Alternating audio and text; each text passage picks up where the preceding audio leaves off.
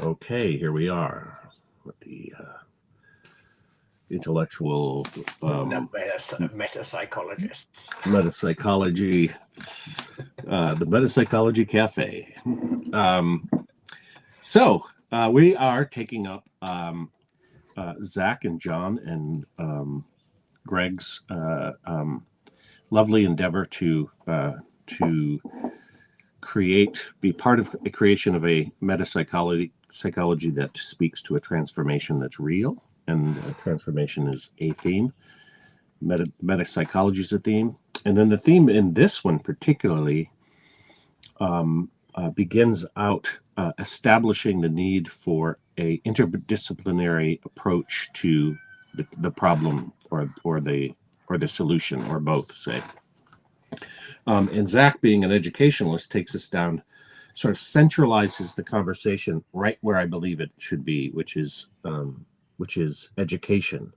And psychology, and I would suggest that psychology, as an education, is the health giving framework that it should be thinking about itself in relationship to. It seems to me knowledge is a purifying and freedom, spiritual autonomy, assisting freedom, accompanying a freedom, engendering, engendering. Yes, marriaging, engendering, and the truth shall set you free, right? So he lays out the ways in which psychology and education require an approach that deeply respects and seeks understanding of the interconnectedness of all spheres of life and matter.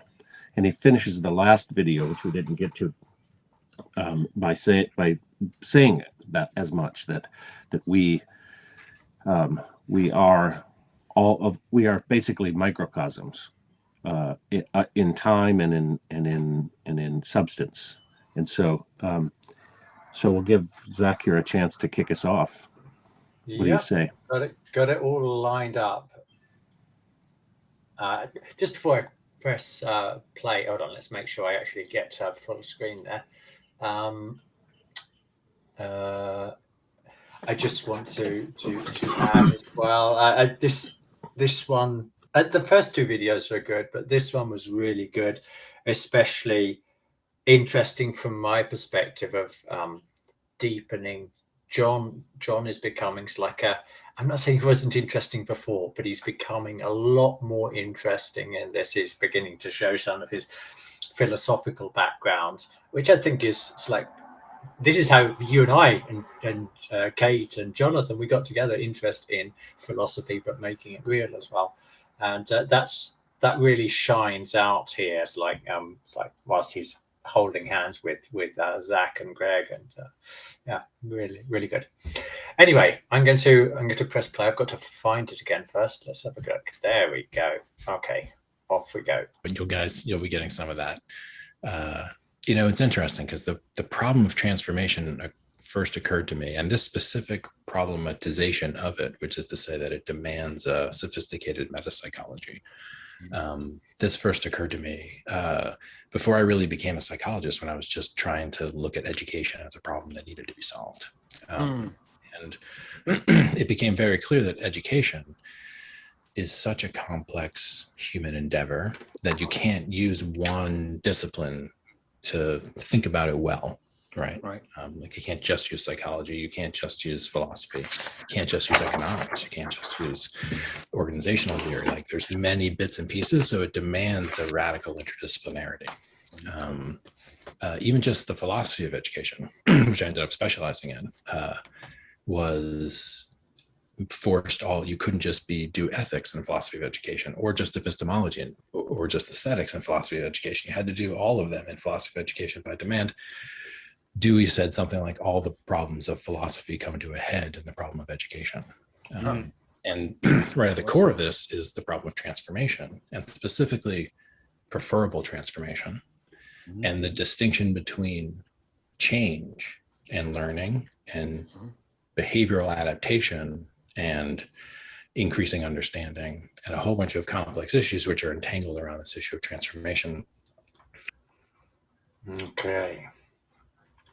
So you wanted to start there, Jeff? Yeah, I mean, he lays it out, and I would suggest that the first thing I think of is Waldorf education, and this keeps coming back to me through this whole conversation, because in order to understand the human being and the human being's development, you not only do you have to have an interdisciplinary approach from within the walls of academia, and not only do you have to have an interdisciplinary philosophical approach or a psychological approach, you have to know how plants work.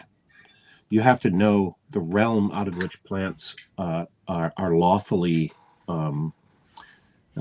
metaphorically and literally speaking, rooted, and you have to know how animals are, what animals are in this. You have to know the kingdoms of nature. So you have to have a relationship. I mean, it's almost it's almost too simple to be mentioned. But even every discipline is involved in education, and you have to have an understanding of when to apply what when as relates to the developing child in education, right? So you can't just start producing abstract. You can't just start shoveling in abstract concepts for a child who's 5 years old. I mean, you could, but you would sacrifice a lot of developmental foundation by doing so. And so I think that one can study. One has an interdisciplinary. A broad interdisciplinary approach already in anthroposophy and instantiated particularly in Waldorf education in ways that I don't think any other instantiation has occurred. Yeah, there's one term that they've been using in the first couple of videos, and they're using this one. So they call it normative justification. And it's particularly key to the point you're talking to here, which is that if the human being grows through certain phases, like stable phase, it's like change, stable phase, change, stable phase, or transformation, I should be using in the context of this video. And these are all recognizable stages which we go through in our development. The one that they talked about last time was about the period of abstract thinking. It's like usually onsetting around about the age of 10 years old. Then if you have these recognized phases of development, that means you adapt your teaching and your educational, the educational underpinnings for the curriculum are then based in a reality, rather than this idea of we've got to get them intellectualized as soon as possible. It's because that's the ultimate you can possibly do. That's, if you like, the normative justification for the current education system. Get them educated as soon as possible. As soon as we can possibly get them intellectualizing, we'll do it. As soon as we can get them judging, we'll do it. And whereas Steiner education, Waldorf education is fundamentally different. There is a very clear outline of how the curriculum is related to the physical body growth, the etheric body, what's happening with the etheric body in the pupil at that stage, and in later education, how the astral body then radically changes as the child grows through these phases. And I think it's Zak later on. It's he reminds us that a pedagogy, actually it means to lead a child. And that's exactly what we are, me speaking as a teacher, but that's exactly the role a healthy teacher needs to have. We're trying to help them move up through life. So the experiences that older people have acquired through this natural process of growth. Life carries you through these. You want to help them You can't do the work for them, but you can certainly assist them in that process, especially if it's a theoretical framework is based in the reality of the natural transformations that happen to every single one of us as we move through life. So I think that's what he's talking to here. We might hear them using the term normative justification later on in the video, but it's a key part of Zak's especially thinking that we have to have a sound reality-based theory, which then informs us about how the education system should look. You mute. Yes, and you really pointed to what I meant by understanding the plant and the animal kingdom, and because we are moving through those the laws of those realms of reality apply to human beings at different stages in different ways. So that's part of it. The other part of it is understanding deep evolution, and not in the merely neo-Darwinian sense, but in the Steinerian sense of a greater sweep of time and the involvement of higher intelligences in that process. So when Zak says, and John as well, say that psychology is where metaphysics and the sort of metaphysics and biology meet. Mm-hmm. There's real rubber where that meets the real road with Steiner's metaphysics, because they're extremely elaborate and they're extremely informative as to who the child is, but also who the human being is in its fullest possible potential, and who the human being will be in the future, evolutionarily speaking, not just what's happened in the past, say. So this is the interdisciplinary idea is going to figure huge throughout this conversation, and I'm really moved to refer to Steiner's very involved multidimensional ontological theoretical underpinning to the educational process. And one can approach it theoretically in order to try to come to understand it, and then one can also see what's happened with one's own child, as I alluded to in our conversation offline. That I'm starting to see my sons move out of that first 7-year developmental phase into the next phase, where that which was exterior is now becoming internalized, right? And so we'll get also to that when we're talking about abstraction. But yeah, that's very helpful. The associating, it's not just that they're learning agriculture or botany; they're learning the way in which that the laws of metamorphosis apply to their. And they're not being taught it. They're being taught out of that, and they're experiencing it happening with themselves. And it's very empowering for the children, I can tell you. Seems relevant to bring this in here, even though we'll bring up the topic again a little bit later. But John's interest in Plotinus is really interesting here. Plotinus is deeply interesting, as I've been reminding myself today.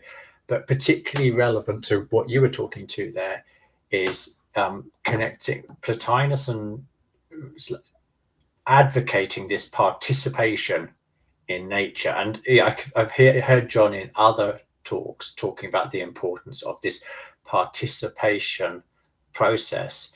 So when you refer to participating in the plant life, in the plant kingdoms, like living with that, not as it is over there and I'm over here, but it's like living with it. This is one of those essential points in Waldorf education that you're referring to, I believe. Yes, and art and the artistic process is profoundly involved in the pedagogic approach in the curriculum. It's interwoven in it, and what is more immediately participatory for human beings, meaning participatory in the sense that you're talking about,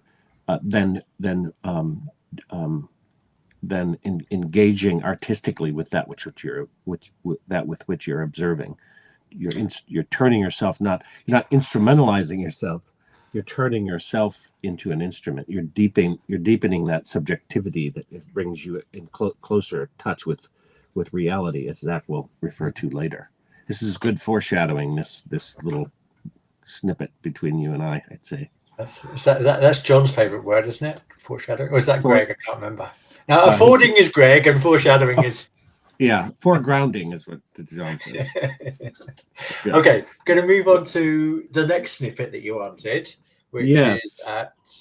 Hold on, let me just make sure I have to flip between tabs here. I'll sort it out properly in a second. Okay, so this is the tab. Education. Okay, got it. Veronica Boyax-Mansala, the International Baccalaureate. There were several places where interdisciplinarity was like being looked at as an educational problem, and I looked at it in terms of what are the cognitive and emotional task demands of interdisciplinarity. I ended up finding this amazing man who most people have not heard of, Donald Campbell. You guys maybe have. Great. It's old school, but prolific, completely prolific, and kind of like pioneer in this field of evolutionary epistemology specifically, and looked at the problem. He looked at the problem of interdisciplinarity from that lens of evolutionary epistemology, and he identified what he called the ethnocentrism of the disciplines, which is a very useful phrase. And so he identified that like there are these kind of like no man's lands between disciplines, and to get comprehensiveness, we need to be able to communicate in a very different way. But this ethnocentrism of the disciplines, it's very deep-seated, and it's an educational problem. It has to do with the way we train disciplinarians in many ways, but it's also a cognitive problem. This is where we'll get to again towards the end when we look at the model of hierarchical complexity and the neo-Piagetian models of adult development. To get to your point of like to go circular, is that it's actually very hard to do interdisciplinary work just cognitively, especially without shared scaffolds. And that's what meta-theoretical or meta-psychological models like Gregg's or mine or like Wilbur's or Washburn's or yours, John, that help interdisciplinarians actually think about the nature of what they're doing. Is it's a scaffold to take the cognitive load off the shared language. And so Piaget in his work in the 70s for UNESCO was trying to identify. Okay. That makes me think of so much. Like, I remember when I was in university, and I think I was there a couple of years, and I was bouncing around because first it was I was a humanities oriented person, and I was taking some literature classes, but I wanted to take something sort of seriously about studying what humanity is. So anthropology was the first place I went, and there just wasn't it wasn't encompassing enough. So I went to sociology because it didn't have that, and then I went to psychology, and then I went to philosophy, and so finally I political science, and so finally I asked a professor, why can't these disciplines talk to each other? Why am I bouncing around? Why can't we bring them all in the same room? And I had this idea that university is going to be like a Greek court, and everything would be introduced and all ideas would be on the table, not necessarily at once, but I mean that it would be a know thyself kind of revelatory experience that was multidisciplined in hindsight. That's what I thought. So they allowed me to call a colloquium on the issue, and it went absolutely nowhere because the political science guys like these people are philosophizing that they're there. It's like this is so helpful. This idea of ethnocentrism of departments, like it comes right down to that, and it's protection, isn't it? But it's not just psychology, and this fragmentation that they talked about last time as relates to psychology runs rampant right through the whole thing. And as well, I think we'll be able to touch upon it later as it relates to medical science. And I alluded to the fact that there are alternative theories in microcellular biology that are absolutely ignored, but they provide for the sort of deep continuity and coherence right down into the cellular biological framework in the way in which the cells communicate coherently. And how are we going to communicate coherently if we have a biology that's so mechanistic and so much run on a simulation? So to me, the problem is way deeper than psychology here, and this goes back to our paradigm conversation. Yeah, a couple of thoughts springing to mind as you describe that. I mean, the word university, it's there because it's supposed to give a universal education, and the highest award you can get in a university is a Doctor of Philosophy, which is a PhD.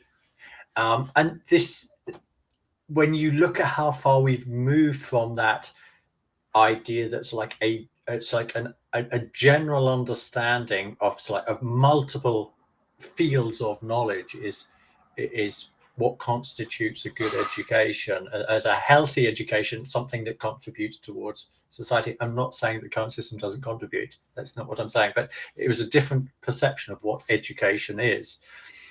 And now the story you're pointing to, your own experiences, so like there's, and that they're talking about as well, just within psychology itself, is this fragmentation, this inability. People have become so specialized in their own different fields that they end up not being able to talk to each other, or not wanting to talk to each other, and this fragmentation.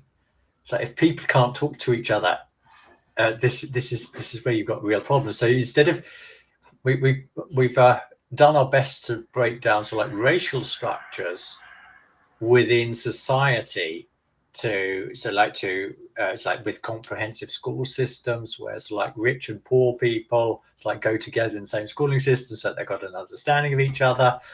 But then once you get to university, we divide them all up again so that they can't talk to each other. Wow, I never thought about it that way. That's really interesting. Yes, it's the place you go to get in your goddamn lane. So there's I thought in the notes that I'd made, I thought isomorphism was going to crop up here. I'd like to talk about that in a minute. Yeah, because he's looking for a sort of he's looking for that, right? And it's in the phenomena of existence is kind of what I was alluding to. But first I wanted to jump in on the people listening to us. Give us your take on what isomorphic or isomorphism is, because they all use this term regularly, and you and I have realized that we've got slightly different understandings of what it means. So I think it'd be good if you present what you think it means in the context of this conversation. Okay. First I wanted to touch upon this idea that he brought about shared language, because because it will undergird what I'm about to say about isomorphism. Mm-hmm. When I hear this part of it, like we have to develop a shared language, it's not going to happen in the current academic situation. It's not going to be introduced to that. It's not going to be accepted because those disciplines have fallen into such a flattened, truncated version of reality. That they don't. There's just no accepting that a notion like holistic or microcosm, macrocosm, or isomorphic in any ways other than the ways in which now this has been defined. So that leads to the isomorphism on one hand, but it also leads to me to say, look, we are doing this in order to build a bridge with anthroposophy and people who are striving within a fragmented system. And anthroposophy has, out of Rudolf Steiner's very careful work and research, has been able to provide a unified language across disciplines, which is why I resist this notion that we shouldn't be using terms like etheric body and astral body, and that's sort of anthroposophical jargon. No, when you're in conversation like this, they're using jargon, and it's important to understand that the theorizing that goes into providing for these phrases allows for a shared language across disciplines. And anthroposophy itself is a body of knowledge that crosses all the disciplines imaginable. And this is why it's been so effective in the world. Whatever you think about the spiritual conclusion Steiner has made, you cannot deny the effectiveness of biodynamic agriculture and its influence on organic agriculture. You can't deny the effectiveness of Waldorf education and any number of other initiatives. Anthroposophical medicine is basically a metapsychology, right? Because you have to take up the discipline of biology as a medical doctor and go through the full training, and then you have to extend that out into to the effects of the spiritual world in relationship to the psyche and the physiology, right? So having said all that, that leads to this term, isomorphism, is a very helpful term. But as I looked it up, because I was preparing for this in this way, because I knew you were going to ask this question, as I looked it up, all the definitions are reflect the fragmented nature of things. So there's a mathematical definition that's very specific. There's a computational, there's a Gestalt psychology that links it only to the brain and perception to the brain in order to prove something, right? Almost about the way brain physiology works, because we can't think of thinking without thinking of the brain, that sort of thing. But I finally came to this. The word iso, I thought it meant isolated. I thought it was, and it is akin to it, but it means equal. Yeah. So it's equal form, communicating across many disciplines and dimensions. Say, so you have the plant kingdom is isomorphic to the animal kingdom. In other words, it's a morphic form that shares a common language. Say, in its reality, the ontology provides for the language that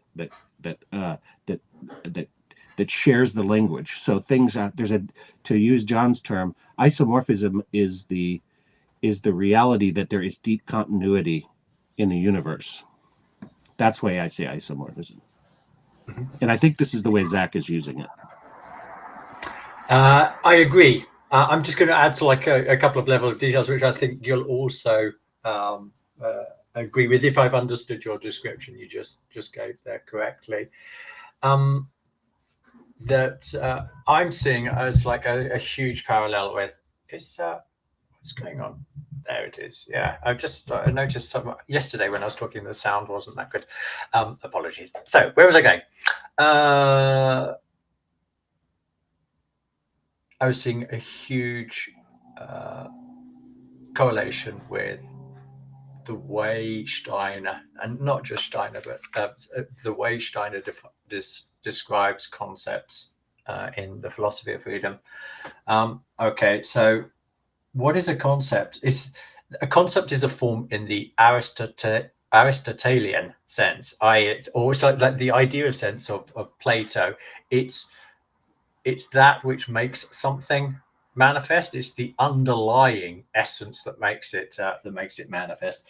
And so if I say something like I don't know, a rose, and then that rose, a rose is sort of like is a concept, but it's like the external representation, the manifestation of that could sort of like be a billion and one different forms, but they will still all be true. They will change around that sameness, if you like, that's in there. It's like a rose is a rose because it's a rose.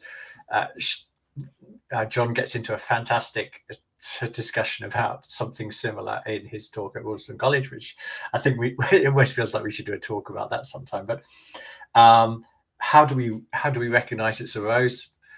Apparently, it's one of the things that AI still has like huge problems with. Like, a human being could never confuse a rose with a car, but artificial intelligence, it can make these glaring errors.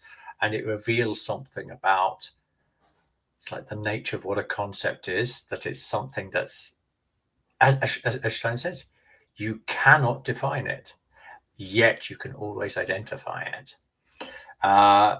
So the rose was like an everyday example, but in the context of this conversation, what does it mean? Well, if a child at the second dentition starts losing, the second dentition means that it's losing its teeth, but it's like in anthroposophical terms, that is a clear sign that the etheric body is beginning to develop in ways that it wasn't developing or being used within the human being prior to that. So that's like a description from Waldorf education, but that itself will also manifest itself in lots of different ways within each individual child, yet it is still true for every child. And that's how I understand Zak using this term isomorphism, that we've got these different phases, transformational phases that every human being goes through. He's focused predominantly on young children. They all recognize that this is a problem. That's like there's quite well developed descriptions of that realm, but as soon as you get to the adult stage, so like it just disappears, so like out, and hence the meaning crisis. Or it's not that the meaning crisis is solely due to that, but this is like one of the huge contributing factors, that once we start getting to 21, birth of the, it's like the soul, it's like those soul bodies, psychology is lost. And then when you get to, it's like post 42, when you're talking about spiritual bodies, it's even more lost. So from our perspective, it doesn't surprise us that there's a lot of confusion in those areas, that they really have. It's like got good descriptors for the first 20 years of life, but after that, they seem to be swimming around a little bit. But it really strengthens this idea, which he'll develop, about Piaget. It's like how he talks about these developmental phases that well-researched developmental phases that children, young adults go through on a consistent basis. They're all going through this same change, but they'll all do it differently. I like that. That's the way you're using isomorphism right there, isn't it? That it's the form that is within a large, say ontological realm. It's the form that, in a way, is the gestural language that's shared within that realm, and that gestural language is an isomorphic form that is shared within that realm, that is shared with other realms. And I think when you put those two things together, that's, both of us have come to a better understanding of it. Yeah, that's beautifully put, Angus. Thank you. Was there? I think this was. Is there anything else in this area? Oh, so I've lined up the wrong timestamp. Sorry, I'm gonna have to redo that. Let's have a look. So you're going to have a look at the Darwin dynamic theory, and that's where the isomorphism comes in. Sorry. Yeah, that's okay. Did you want to say anything to preface this? This video we're about to watch? Yes, he brings. What's the timestamp? I just wanted to say one final thing about that section, that because later at 1850 he brings in Donald Campbell. Well, not Donald Campbell. He brings in Donald Campbell in the clip we just watched, and then he brings in this, in a more meaningful way, this idea of developmental epistemology. And this really goes to the comments that you made at the end of our first chat, when you were talking about the epistemology sort of pushing back new frontiers of ontology, sort of discovering, sort of making more room for an experience of greater and greater reality. So this idea of evolutionary epistemology or developmental epistemology, I find them they're bound a little bit too much to the beginning, the linear evolutionary approach. So, Mhm. and that's the way largely that if you look up definitions of evolutionary epistemology, it's always tied to these natural selection mechanisms, which are a metaphor, as we understand. Okay, I'm going to turn a little bit pedant here, but I think you will be totally on board with this. But I really think it's important to know you cannot have if you're going to develop a theory of knowledge. Let's say your name is Kant, or let's say you're a genetic or developmental epistemologist. If you're going to develop a theory of knowledge, you can't have any assumptions going in there. You can't assume that genetics is the basis of everything, because there you've already started thinking about things. You can't do this. Kant, he had certain synthetic statements, which synthetic statements can be a priori true. Okay, you've already got assumptions in those statements, and I hear this coming through here as well. It's like from the field, especially. It seems to me. You might if you've seen something else, I'd be interested to hear. But it seems to me, especially Greg, is like particularly keen on epistemologies that, in my world, are superficial epistemologies, because they don't have any presuppositions before they go into it. They've already assumed that, let's say, genetic epistemology, that we're going to find the answer to God, the world, and everything in genetics. That's not epistemology. That's Ideology. It's ideology. Yes. Yeah. This is a good point. And it also speaks of the radical importance of epistemology in our day. I mean, high school students should be learning epistemology. There's just no doubt in my mind that that's the case, and it should all be set up so that once they get to high school, they'll be ripe to understand what is meant by that. And then in the Waldorf school, I'll go back to, and I think I shared this before, they actually start to review the education they just had. They do a kind of meta education as an epistemological exercise, spiritual exercise, say, almost, of their own child development, right? Talking about taking over your own development. Here's the baton. Now it's your turn. Yeah. Isn't that beautiful? Yeah, it is. Okay. I cannot let this moment go away without saying a similar presupposition is that germs cause illness, and so let's go find the germs as a way to find out how somebody got ill, right? Because you already know that germs cause illness, so that's what. And so what do you find? You find a bunch of germs, right? Yeah, of course, because they're doing their job. And this goes back to Kuhn and model crises and this type of thing. That if you've decided,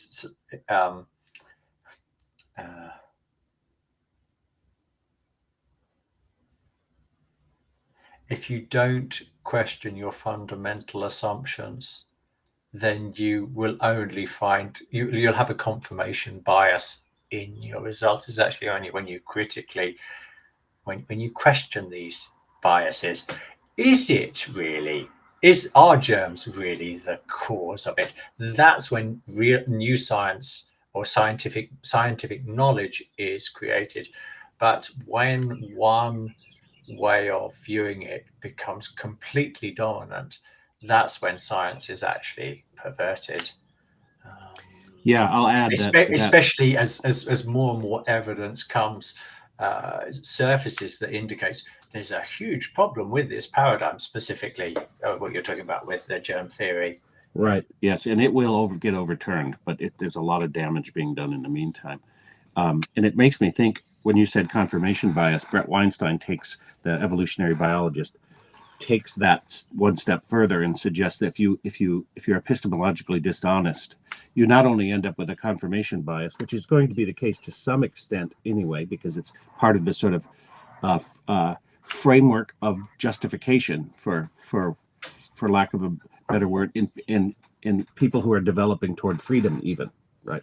Yeah. But what you're going to end up with is a verification bias, which is way worse, right? Because you're looking to verify your presuppositions, even including, and maybe especially including, those ones that you don't recognize, the presuppositions. And keeping this still tightly related to what you're talking and seeming to go off in abstract realms, but it's not. This is where the concept that you mentioned, for example, of the etheric body, how it's critical. It creates a language across it's like scientific branches of science, branches of the investigation.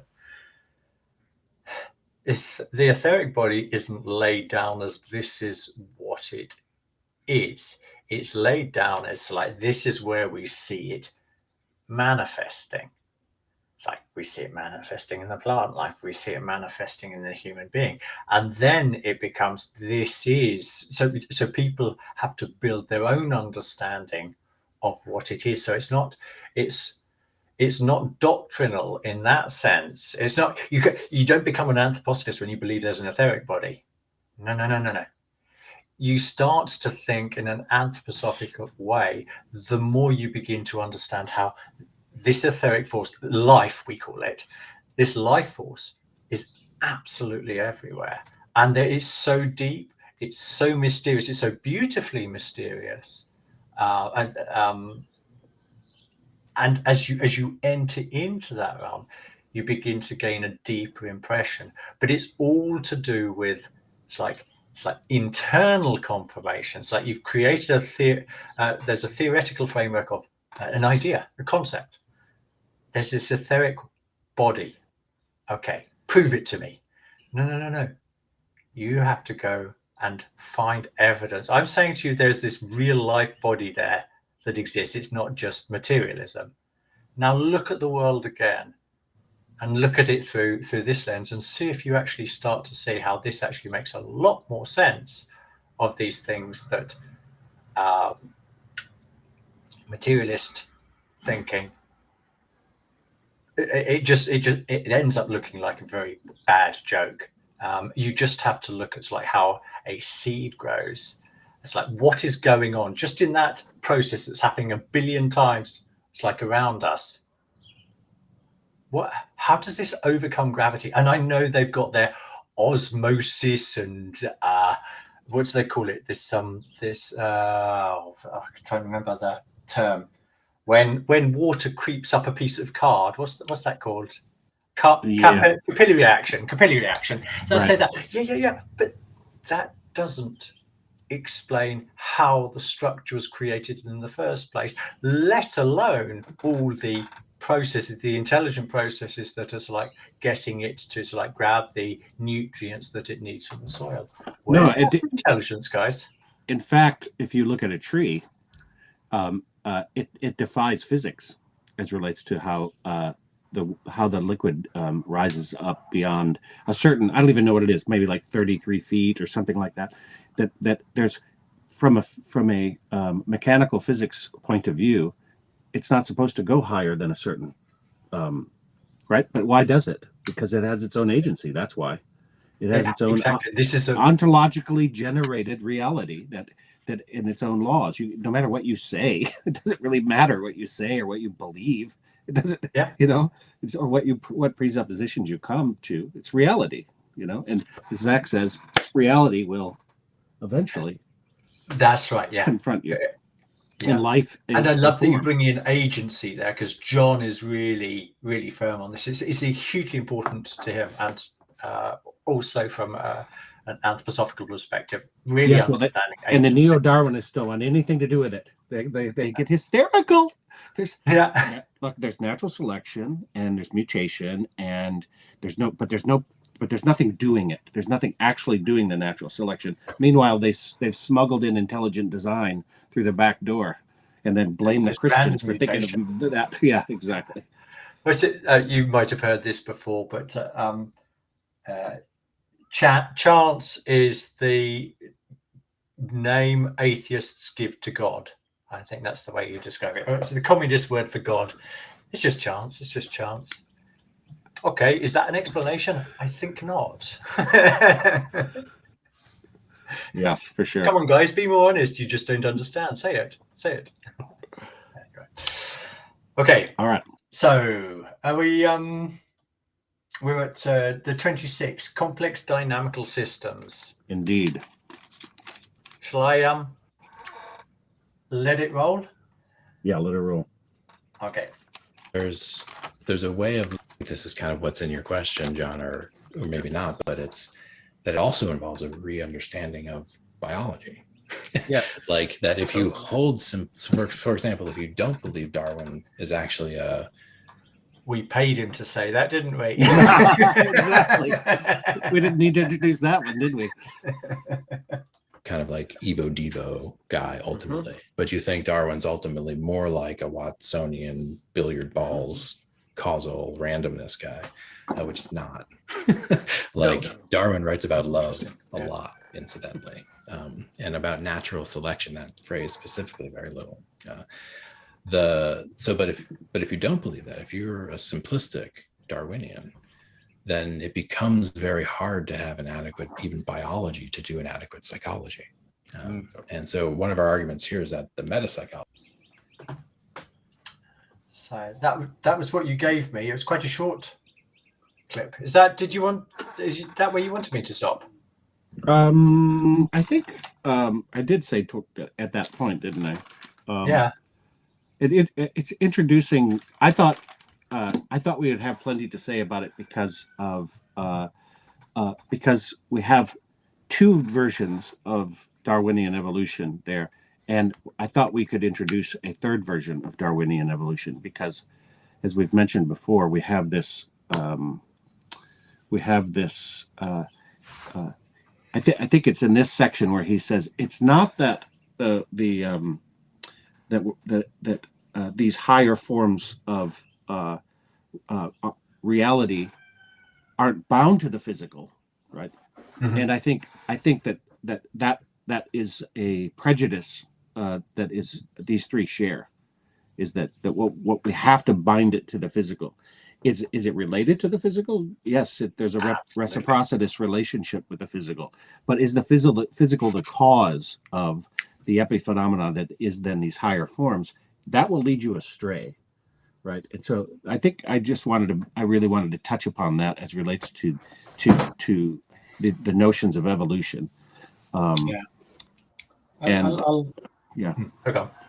And the notion of complex dynamical systems, which have lots of different factors in them, like autopoiesis and nonlinear transformation and complex hierarchical structures, like Piaget talks about. It has that has all of it. They have all of it with this concept, yet they're binding themselves to a linear evolutionary process, and I almost think that it would have been better for them to start with the transcendence in Zak's threefold isomorphic transcendence, ensoulment, and development, rather than starting with the development. And so we could see how development has instantiated over evolutionary time as this kind of development. Because to foreshadow our conversation toward the end here, they're talking about the ways in which we're fucking with that structure itself with our technologies and our medical interventionism. Simulation versus reality. Yeah. Well, and also the medicalization of childhood and childbirth. I think he does say something interesting there, which he says there's the simplistic Darwinism and there's the real Darwinism, and it is really interesting to what extent is Darwinism really how it's presented to us as this random mutation, completely undirected, because Darwinism, his inspiration for this was he learned, like in his studies, how breeders choose the best stock. It's like conscious process, and he just said, so that's what nature did. And I don't know whether Darwin actually said, so like it has to be, it's like random mutation, or whether that's like the materialistic angle that's been added on.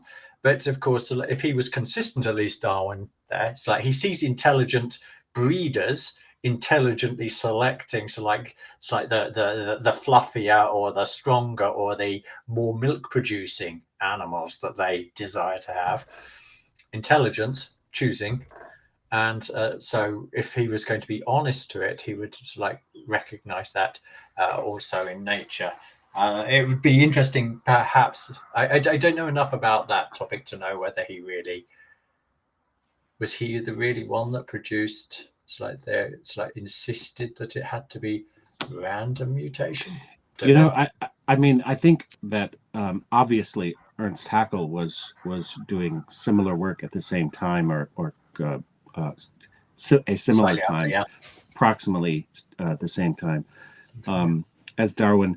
And he also was inspired by Darwin to take it further in a more fluid, complex, dynamical systems way, and suggest that that ontogeny recapitulates phylogeny, which is that's the deepest continuity there possibly could be, right? So that also extracts one from the presuppositions that we started. That the only way to think about it is a simple cell organism developing to self-conscious human beings who create art or something like that, right? So but there's a third way to think about this, and I in the spirit of what we're trying to do, I think it's really good to offer that we're not anti-evolutionists, so we can't be sort of put in the corner there with the fundamentalist Christians, right, who say evolution, don't even mention the word, because and I know people, I live in the American South, so I know people who think this way, like it's a sin to talk about evolution, heretical, say, in a new way. But we do have something to offer as relates to this. It's a very subtle offering, but it has to do with higher intelligence really at work, and it has to do with what Zak has said in other places, which is that we are everything that has ever been, in a certain sense, and in all times that have ever existed, because we've been, and we're still going to transform. And we're transforming, as are the beings that we're working reciprocally with, say. Yeah. So you can't get, they really get to something here later when they talk about knowing and being. Yeah. And I think it's also worth mentioning here that obviously in the Philosophy of Freedom, chapter 12, where Steiner re-spiritualizes what Darwinism should have been. But just park that one there. Chapter 12. Very interesting from the perspective of Darwinism, how it is in a more complete understanding. It directly leads to a spiritual appreciation of life. It's undeniable that intelligence is at work here. I happen to see there was what's his name, Richard Dawkins. He had found, back in the 90s, I believe it was, he had set out this proof. It's like, this will determine whether there is intelligence or not. And I'm not going to go into that theoretical debate. In actual fact, I wish I hadn't brought it up, because I can't remember enough of the details to map it out. But I remember reading within the last week or so that basically it's like this claim that Richard Dawkins made, that this would be the ultimate proof, and now he's been proven to be wrong there. Does that mean that all the Darwinists or the neo-Darwinists would also wake up and go, oh well, there's an intelligent world out there? I doubt it. They'll come up with another excuse. But for those who, I think people without intelligence can't see intelligence. That's my way of looking at it. That's pretty harsh. There are different levels of intelligence, which Zak and John and Gregg are definitely on board with. Yeah, so we grow into an ever more refined appreciation, conceptual complexity of what is in life. That's an evolution of intelligence. Yeah, it is. Yeah, and they're just stuck on the first one. Yeah, well, they're not.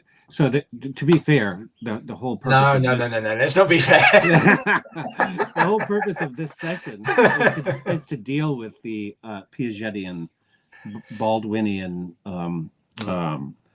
first stage of development, or first third of what development looks like. Even if it's recapitulated over into adulthood, it's still only 1/3 of the developmental picture that's available. That Zak will bring in the next video. So we have to be patient too. Yeah. Yes. Okay. All right. So we're gonna look at a clip in a minute. I'm just going to foreshadow it. Okay. Good. This is Zak precedes this clip with talking about what is pedagogy, which we actually already talked to this idea of we're leading. It's like a good teacher is aware of the stages. I work with kids between 12 and 16. It's a wild ride. I mean, they come in as little kids, and they go out as every year is so radically different, and to see it so close up, which I'm sure Zak, working in education, also does. It's so these stages are so definite, so concrete. All of them will go through them at different ages, but they will go through them, and in different intensities as well. So I really enjoyed it when he was talking about that, because it gave me some strengthened thoughts about what my role is as a pedagogue, as a teacher. So he prefaces this with talking about how he uses this phrase, deepening into reality. And what he means by this is that the conceptual framework, these phases, these transformation phases, lead us into an ever more deeper appreciation of life. So things that were totally opaque to us, or we didn't even know about, suddenly become part of our experience. And it just takes an obvious one, like puberty. So girls and boys are completely uninterested in each other, and then puberty comes along, bang, all the rules of the games change. And so this deepening into reality, he talks about that the teacher's role here is to knowingly, consciously be aware of this process and guide. Guide sounds too strong, but it's accompany them as they go through this, as they face the inevitable challenges that everybody goes through when they move from a stable phase in their growth. As they move from one region of stability into another region of stability, you've got this confusion phase. What's going on? And that's where a teacher and parents and everybody that's around that person, or those young people, have a particularly important and valuable role in society. And this is where this is interesting, because he also talks about returning to participation. And when he talks about participation here, obviously I'm strongly reminded of Barfield's work on the importance of participation and recreating this participation. There's this key idea within anthroposophical thinking that's in the past, we experienced ourselves as part of nature. We were in harmony with nature, just like the birds and the bees and the animals and the plants still are. We feel like we stepped out of harmony. But anthroposophy is about recreating that participation, but at a conscious level, a conscious appreciation of the harmony that exists in nature, rather than just a partaking of it. So I thought that was really interesting that Zak brought that up. And he also talks in relation to this as consciousness being an active process. It's not this passive, so like receptive. And I know John could talk to this because I've seen him talk about it in other contexts. It's a real interaction between what is seen. And I can see a boy. what is seen, and that's nothing if thinking hasn't been brought to that act of vision, and the same for all the other sensory impressions. So he brings in these important aspects here. Gregg, he also talks about the evolution of functional forms to create eudaimonic forms, which, yeah, I can see where he's coming from. It felt very abstract, having just listened to Zak, and then it's also gruel, right? It's not what we're going for. We're not. No, that's right. Yeah, we can define the term simply as a move toward happiness, and it's not what we're going for. We're going for love, and love is way more complex than that. And then John brings up this hugely important, interesting, deeply fascinating point. That's like how modernism rejects a comprehensive theory. It rejects a Platonic, Aristotelian. So like let's have a metaphysics that is based in reality rather than just an intellectualized version there. And he talks about how important Neoplatonic theory is. It's like the integration, or it's like the integration of Platonic and Aristotelian thought, which is also hugely important here, because I've heard it described several times in several lectures how it's like within the Anthroposophical stream, there will be people a more Platonic bent, and there will be more others of a more Aristotelian bent, but they have to realize that they are working together. It's knowing the spirit through the form, and through the form knowing the spirit. This is the essence, and this is what Neoplatonism tries to talk to. And he doesn't develop it's like a great deal here, but I know John is really, really interesting in this field. And I'm going to add a snippet of detail there from related to the philosophy of freedom, because what's his name? The Lost Scrapbook. I'm talking to you, Mr. Lost Scrapbook. What is describe the world prior to thinking? Well, of course you can't, and we had long message conversations about that. And if I understood him correctly, he wasn't happy with the description there. He was saying it was offered as a that in itself was a supposition for an epistemology, therefore it wasn't a true epistemology. But one of the things that I learned listening to John talking about Plotinus is Plotinus, he also he uses a different word. I think it's called apophatic, which basically means you have to remove any concepts you have about anything. And that, according to Plotinus, is when you can experience this other. So you've got to experience this, the whole, the one, what people usually call God.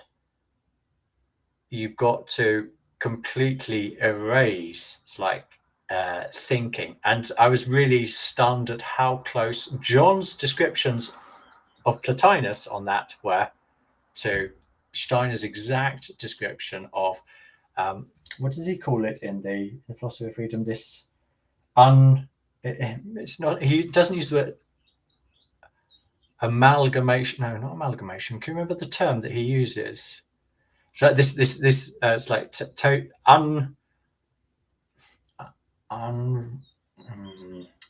not unrelated. Are you talking about John?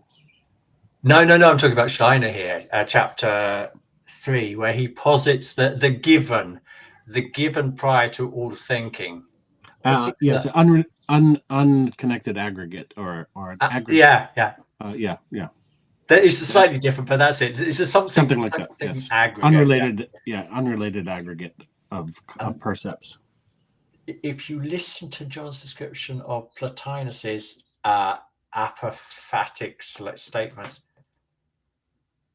I think Steiner just copied what Plotinus said. He put a couple of different words, but it's identical conceptually. Really, really interesting that there's such a perfect correlation between the essential idea that you've got to remove all thinking in Steiner's terms, you've got to remove all thinking to be able to understand what thinking is and therefore have a basis for an epistemology. And Plotinus is saying you've got to remove all understanding. And the closer you get to that state, the more that other state can actually inform your thinking. Isn't that what theorizing is, as we've talked about it? Because you have to sort of not think about what it is you thought you knew, but propose a provisional, something that actually alters you as a subjective character. And so you're participating in the self-determining or self-altering moment.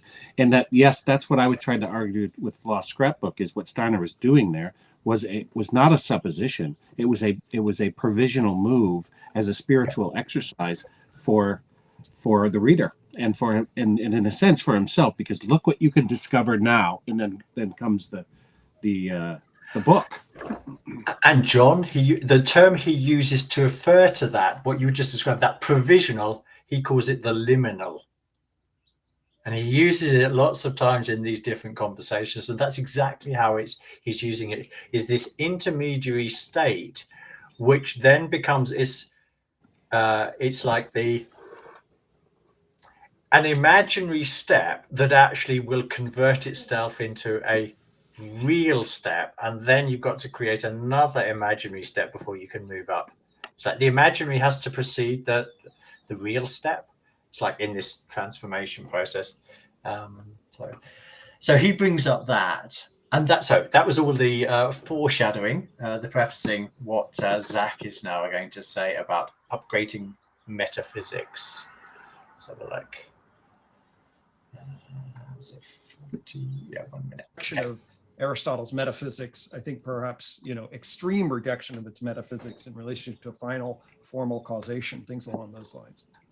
I want to make one more point on that, the history, because the work of Mark Taylor and others, right? So modernism is not only rejecting Aristotle, right, which it is, it's also rejecting Renaissance Neoplatonic magical theory, right? Because in Plotinus, you get the synthesis of Aristotle and Plato, and you get this idea that cognition is always fitting itself to the object of cognition, and the deeper the reality, it has to transform itself. So in Plotinus, it is a thoroughly inherently transformational epistemology. There is no way that the mind can relate to a deeper reality unless it has undergone a fundamental transformation. But the problem is the Neoplatonic magicians and philosophers they're trying to talk about self-organization. They didn't think that matter was inert. Think of inertia. They didn't think matter was inert. They believed in action at a distance, right, and all kinds of spooky stuff. So what I find surprising here from John is this spooky stuff. That's exactly what quantum physics talks about spooky action at a distance. They don't call it that, they call it entanglement in quantum physics. So I find it really interesting. He's got the conceptual framework for seeming to be on a very similar ground on which you and I are standing, but there seems to be there's this resistance, and when he talks about it's like this spooky at a distance, and I picked it up. It's like I can't remember if it was in the second or the first part that we listened to, but there's when he was talking about romanticism, I think it was. There's some sort of resistance there that won't allow him to entertain certain ideas, which for you and I are no problem. And I find that find that interesting when, at a certain level, it's like we feel very, very in tune. Well, I feel very in tune with his thinking there. I don't know. I'm going to disagree with his what you think his take is there. I thought the first time I listened through, because I know John's work well enough to know that when things get woo-woo, as some people say, he runs the other way. Is the podcaster, what's his name? Old school dude. When somebody brings up metaphysics, I get my pistol. What's his name?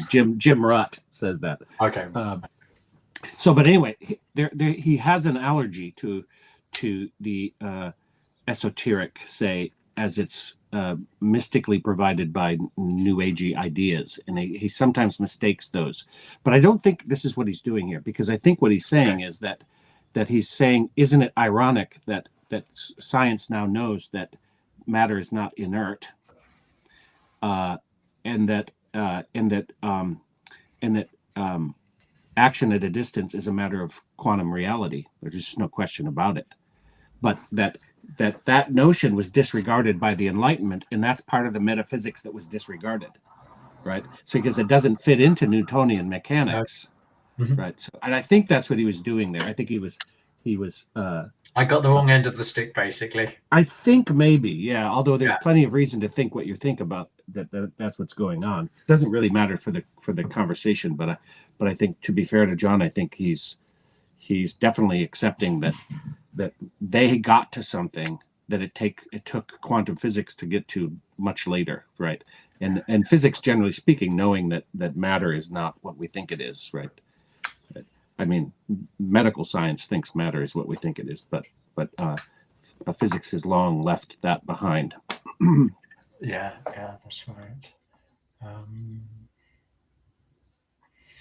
I thought Plotinus's transformational epistemology. I thought that was also a very pregnant expression, because it also talks to the idea that he's seeing it. Plotinus is describing it's like in very concrete. Is concrete the correct word? Clearly delineated phases, so like how each transformation like presupposes the prior transformation, but that ultimately it's like it can lead all the way back to the one, because this is where Plotinus goes with his, and where Steiner goes with his philosophy of freedom. He says if you follow it all the way, this transformation process, then he was the Neoplatonic school, or Plotinus, was really one of the cornerstones for it's like the mystics of the Middle Ages. I'm vastly simplifying how important he was for like religious thinking, like throughout the whole of for the next more than 1,000 years. But I thought it was interesting how he's clearly relating this person, Plotinus, who reminds me strongly of like some of the key aspects of what Steiner says about the nature of reality, is also mapping out these transformational stages and that's what they're looking for, or they're looking for a theoretical framework that also describes these transformational stages that we can, as human beings, can individually pass through. Yes, I think it's a good time to bring in a couple things. I want to, right now, I'm understanding the way in which Steiner did what Plotinus did through his all of the work. So he moves in a Platonic way when he's working with the spiritual world and how the spiritual world manifests. And he's working in an Aristotelian way, in the way in which that manifestation is grown, like in the soul, for example, as an independent, phenomenological, and ontologically rooted reality, say, something like that. So that's one sort of abstract way to say it. The other way to say this is that, and this sort of supports that inclination toward religiosity that they're all looking for, but they're even their own resistance to it, which is that they're logically describing Plato's what is Platonic, and what I understand Plato to have been doing there is operating within the spiritual world, perceiving the way form came into being as a perception, not as a theoretical model that would be useful, or even meaningful, but he was doing spiritual science out of the realm of the imaginal, say.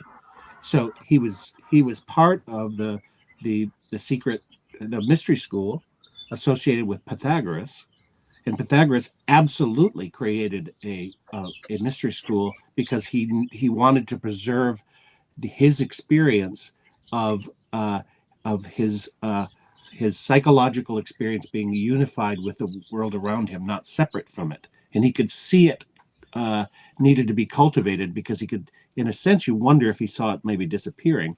But Plato was a student of this and practiced the practice and was a spiritual initiate at the level of, I would say, imagination. That's a guess. It's a plausible. But if you accept Plato as an initiate, then you have a whole different picture here, right? And you can see why Aristotle benefited so greatly. And we would have never separated Aristotle and Plato, because then Aristotle goes out and does the research, so to speak, in a Goethean way, in the world, right? Yeah. And Steiner is the anthroposophy is the unification of Aristotle and the Aristotelian stream and the Platonic stream, which is why both Platonic sort of constituted people and Aristotelian constituted people find such deep connection with it, but and can talk to each other, a shared language. There it is. There's one bit in this Ralston College video where he's talking about how the ascent descent, so let's call it Plato, Aristotle, that people tend to get stuck in one side or the other, so like stuck in the world of ideas and not be able to find them in the aspect or the eidos or the image, just like that in the world, the appearance. Or the others, so they've got the appearances, there's they're everywhere, but they can't connect them with these with the concepts. So I find it really interesting how he describes that. So how people can get stuck in this. He did, in this particular lecture, not this one, but the Ralston College one, he refers to himself as a Zen Neoplatonist, which I thought was really interesting, because he referenced a book which had one of his 5 most important books he'd ever read. I'll write the name if I've got it. It's in the notes somewhere. Religion and let's find it since I talked about it. Religion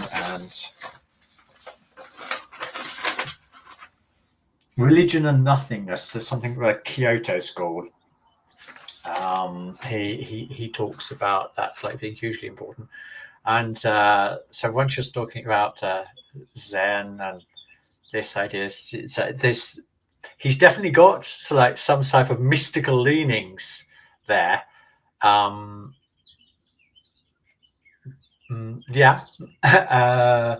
he's certainly balancing them with other more rigorous scientific investigation But I think your and my impression is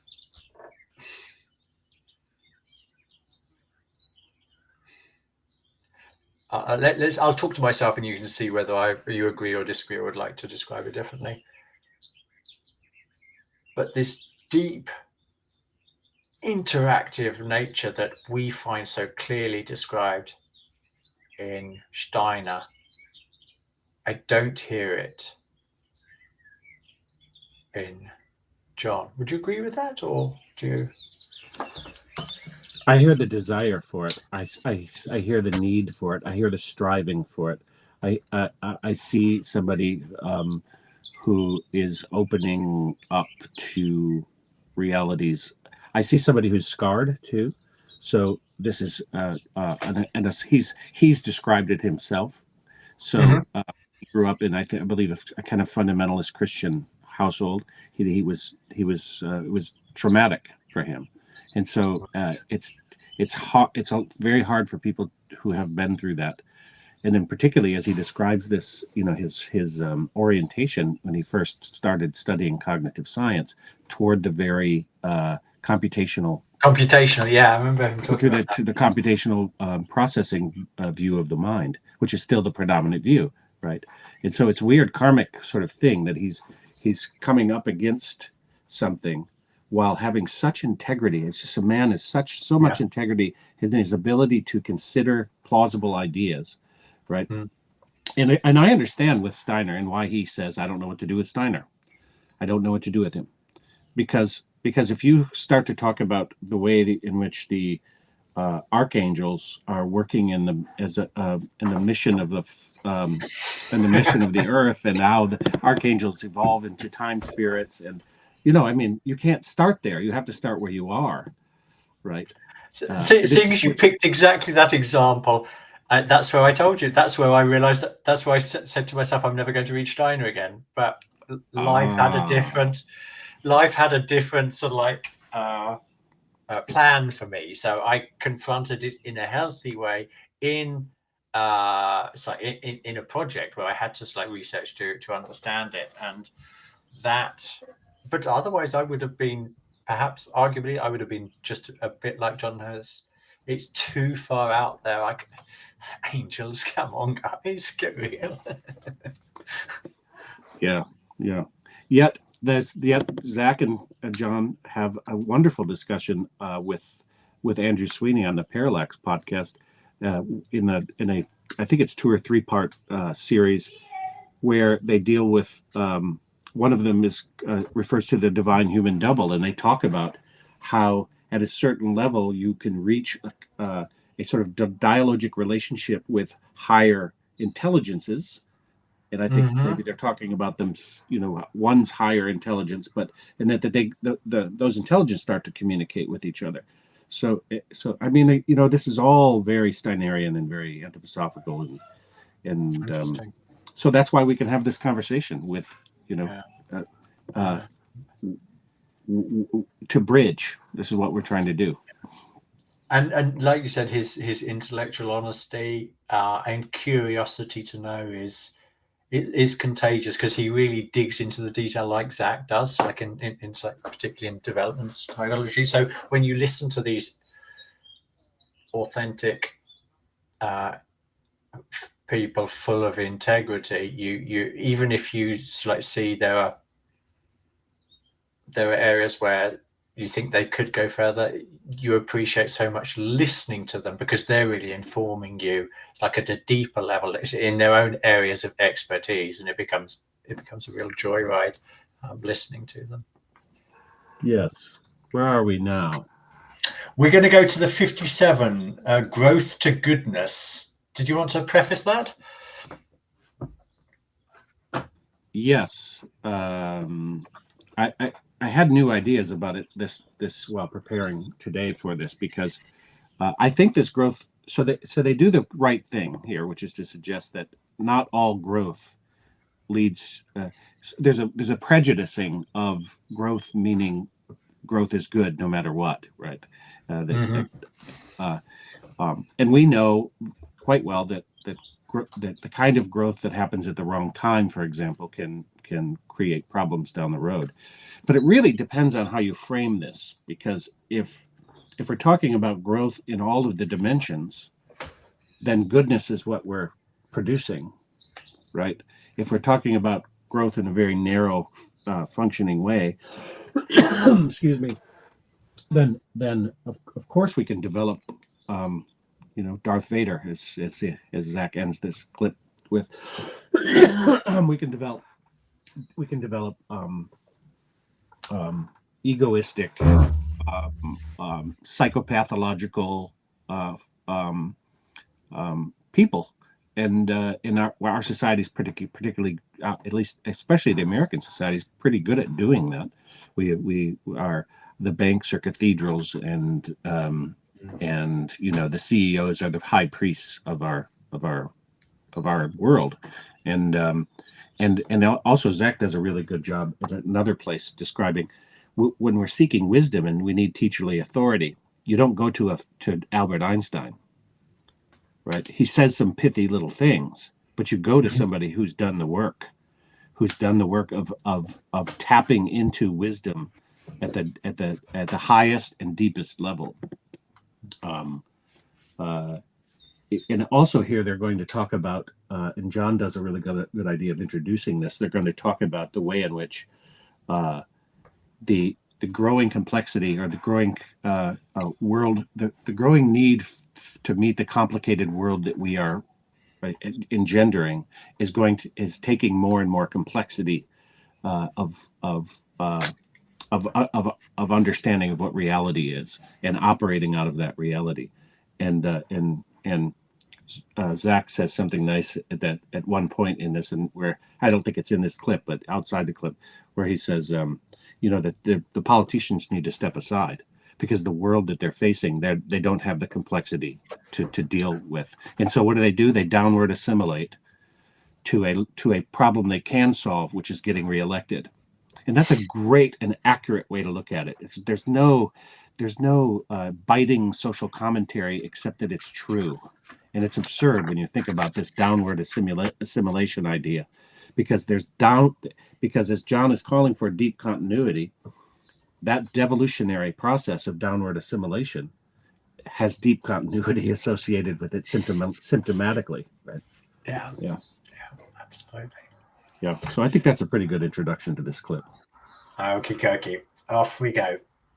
And Plato made that famous. The sophists, right, were the target of it, right, because he disagreed with their educational program. Let's remember that they were teachers, precisely because being sophisticated, and even the etymological origin of the word, is not the same thing as becoming wise. Right. And that's basically what we're talking about. And so there's a few nuances here which are important. So developmentally, again, the reason that Piaget didn't resolve the growth goodness problem, the reason is that when you are developing sensory motor systems and getting proficiency with understanding how gravity works and how your body relates to space and how time and all these things, like there's a certain amount of, hopefully, barring crazy bad upbringings, just reliable differential responsiveness of the environment to the child that's extremely predictable basically across cultures. Like most kids know that if you throw something, they can predict where it will go, right? In almost all cultures and things of that nature.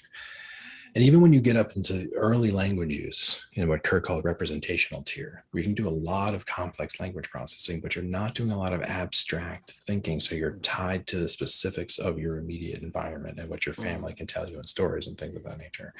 There's also only so much complexity that can accrue, which is out of touch with reality. Right. But as soon as you get up into abstraction, which can begin as early as 10 or earlier, the point is not exactly when. The point is that there is an onset. There's a before and an after. When you get abstraction, then you enter something that's much more like a socially constructed simulation of reality. And that's where you get all the forms of, that's where you get the emergence of superego and the forms of abstract internalization of social code and a whole bunch of other stuff sets on with abstraction, which is, again, I think unique to humans. That level of socialization that can be cloistered from reality.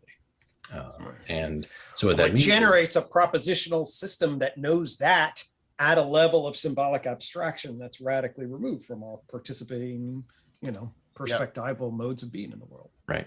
Yeah, exactly. So that's where you end up having to say, yeah, just because someone's becoming more complex and they're actually learning more about specific stuff and they're able to make complex arguments, the Darth Vader move is always possible.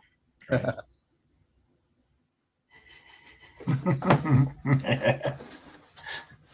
The Darth Vader move.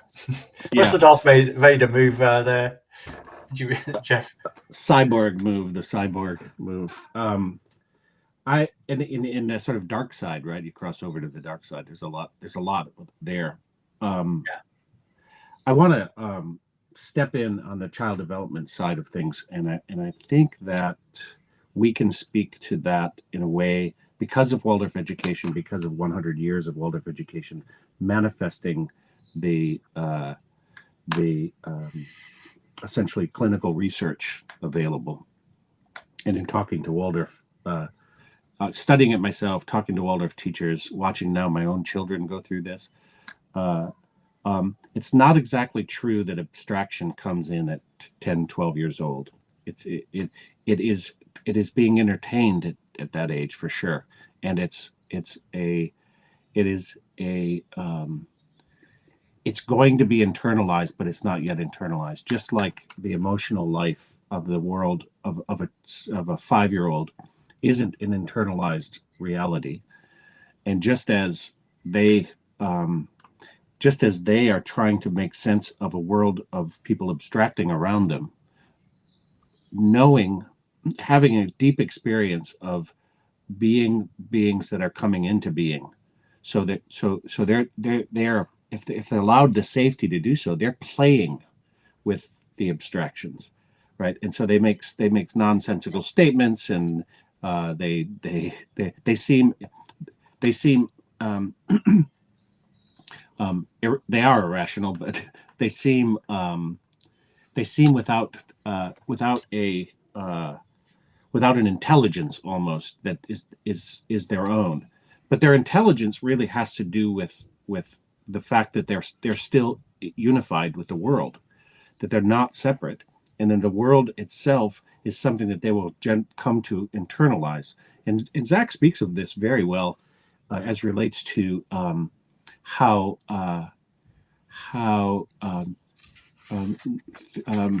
intuitive reasoning or something along those lines is something that can only be done socially, right? Mm-hmm. Like this, right? You try to go think by yourself and see how far it gets you, right? But it's essentially a social act. And then when you go to be alone, then you're internalizing this social act. And that's a picture of what's happening for a 12-year-old. So I just make a slight distinction there as relates to the abstraction picture and the super ego, which they're trying that on as well, but it's more like clothing and style that's symptomatically manifesting. That really is not born until around 21. It's that higher I is not, and you can see it because thinking starts to alight. So you can think about it just in terms of thinking. You can see, so my son, for example, what you were talking about earlier is the etheric body is working in the first 7 years to free up to form the physical body, and not only form, but to overcome the inherited aspects, the so-called genetic aspects, to overcome that to the degree that is possible. And that has a lot to do, the degree it's possible has a lot to do with karma, but it also, as we'll see, has a lot to do with the interventions that we're driving into kids. And then what happens is that the formative forces are freed for thinking. right. So now thinking is something that is happening right at the surface, right? It's not something that's far away being produced by the adults, and they're trying to assimilate it and equilibrate to it, but they have an experience of thinking that is a real at the level of realization. So my son comes to me and says, they've been through doing math. They've been working, of course, in ways that they do kinesthetically, rhythm, times tables, and art and music, and all of the things that Waldorf does to help children healthily start to internalize these more abstract concepts and procedures. And he comes to me and says, Dad, the number one is larger. He's 8 years old. The number one is larger than number 8. No, actually, he was talking to me. The number one is larger than 59, I think he said. Could be 8 or could be 59. And I said, I kind of intuitively know what you mean, but what do you think you mean? He said, well, 1 is everything. And everything is way more than 8. And I said, wow, yeah, that's kind of what I was thinking you were thinking, but I didn't know you were going to say it. And so then he says, that also means I'm older than you. And I said, well, wait a minute, I that's true, but I thought I was the only one that thought that kind of thing. Like, I didn't say it to him. And I said, what do you mean? He said, basically, that he was born after me.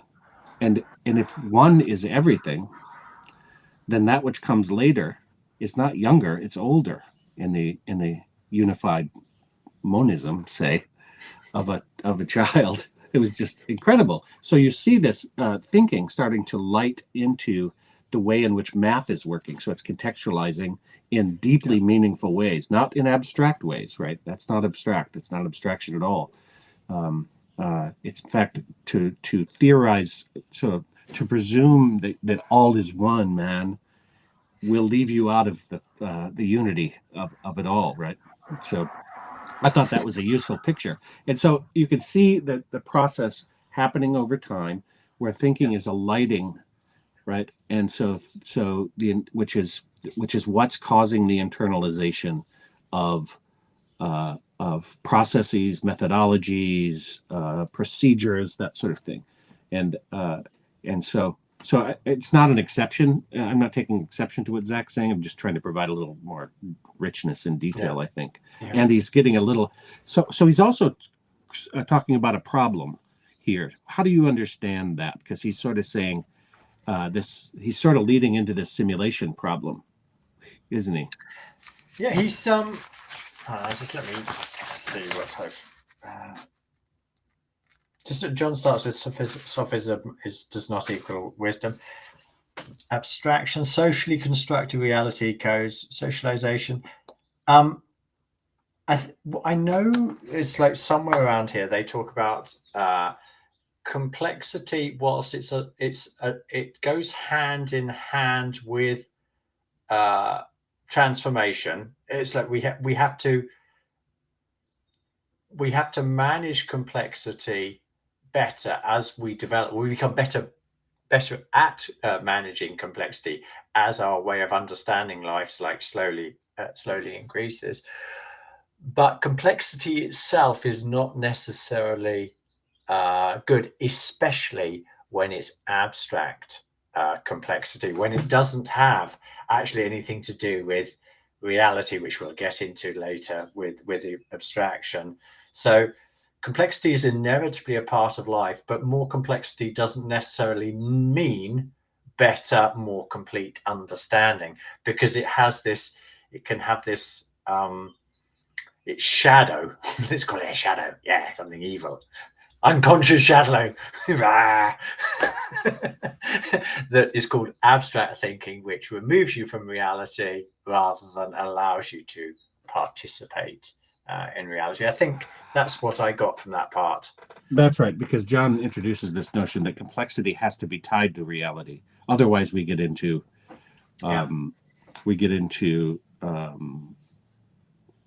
a lack of nuance in relationship to reality. We don't, and then reality starts to complex.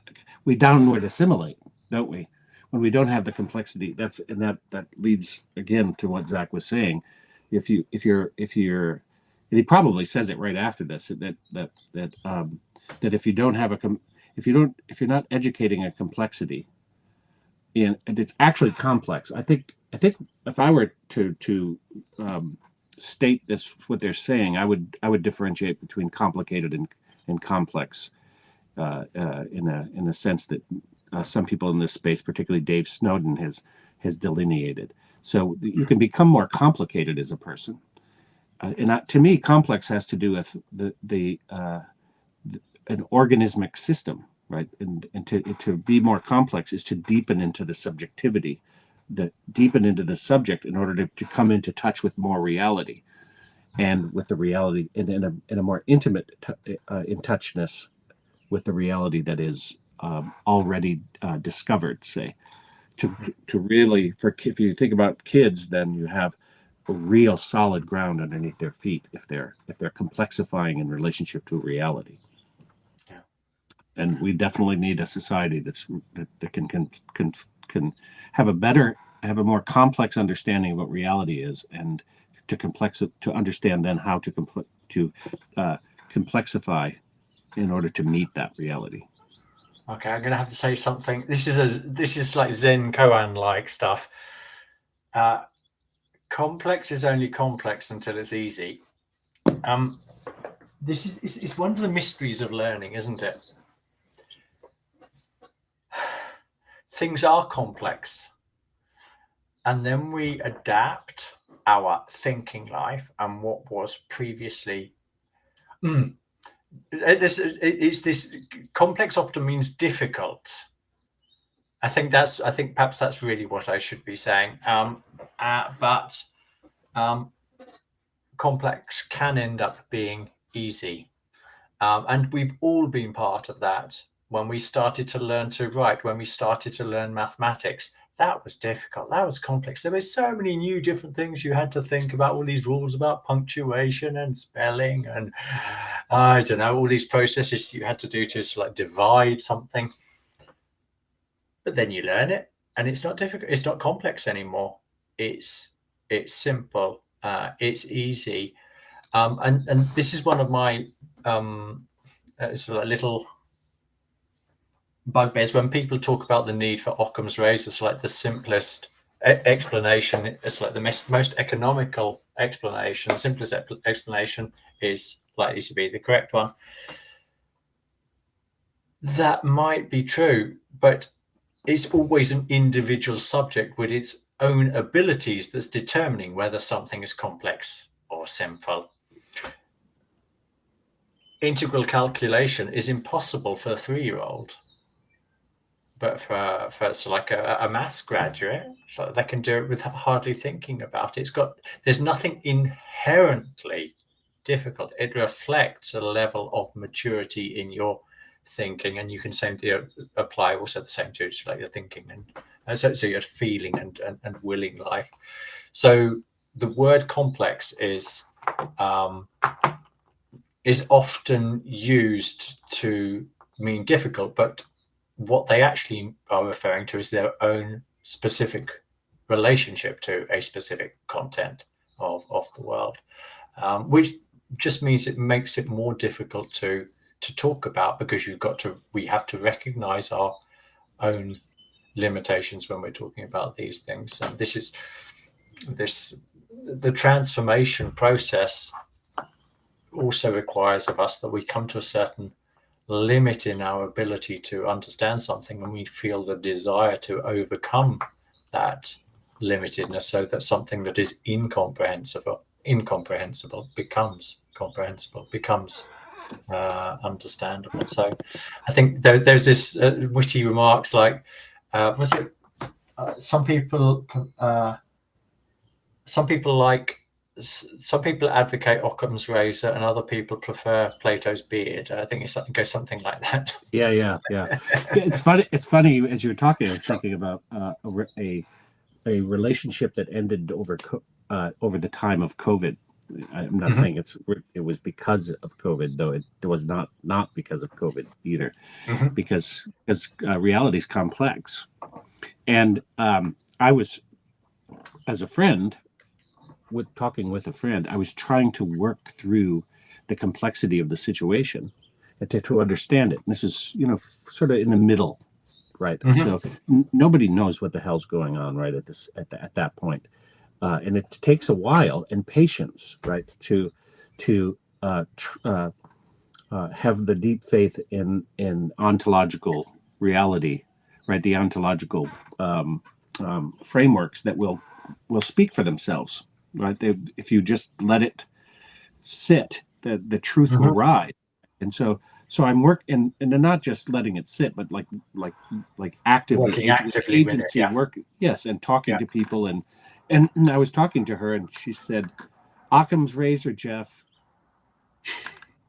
and that was the end, as far as I was concerned. That was like, oh yes, it's that you're downward assimilating to conforming to the narrative because you can't understand it, and it's too difficult, and it's paradigm. It's questioning your basic beliefs in what security and what reality is at the level of security. So this is the choice many people make in their downward assimilation. It's not just I'm not complex enough to understand the world situation, so I'm just going to focus on getting reelected. It's I don't understand the world situation, and it's challenged, and the alternative challenges everything that I thought the world was. I remember when I woke up to what education was and how it was designed in the States, particularly designed to be what it is, which is a fracturing and fragmenting and low-grade criminal activity against children. and I remember waking up to that and going, well, I have to sort of admit that I just went through that, and that I'm a product of it, and so it doesn't feel good to have to admit that everything I'm based on was largely instantiated by that system, something like that. So there's all sorts of versions for the motive for downward assimilating. COVID even gets a mention. I think it might be in the next clip we're about to watch.